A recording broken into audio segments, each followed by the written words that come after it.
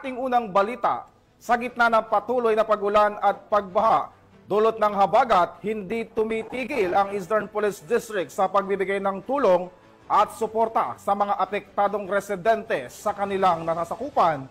Magbabalita dyan si Patrol Woman Jenny May Dulor. Patuloy pa rin ang pagtulong ng ating mga kapulisan katuwang ang lokal na pamahalaan sa lungsod ng Pasig, Mandaluyong, Marikina at San Juan at iba pang mga sangay ng gobyerno sa pagsasagawa ng relief operation para sa mga kababayan nating naapektuhan ng baha, dala nga ng southwest monsoon o habagat, lalo na sa mga kababayan natin na nasa mga evacuation center. Sa ngayon, unti-unti nang humuhupa ang baha at bumaba na rin ang tubig sa Marikina River.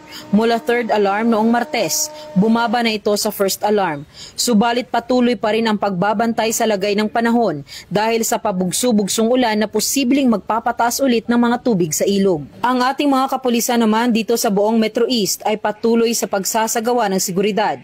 Ang iba tumulong na rin sa pagsasagawa ng clearing operation sa mga lugar sa Marikina upang matanggal ang mga basura na naanod ng baha na posibleng maging dahilan sa pagbara ng mga kanal. Magkakaasa ang mamamayan na ang ating mga kapulisan ay makikiisa sa pagsasagawa ng clearing operation at paglilinis sa mga lugar na apektado dito sa buong Metro East. Hangad ng Eastern Police District ang kaligtasan ng bawat mamamayan.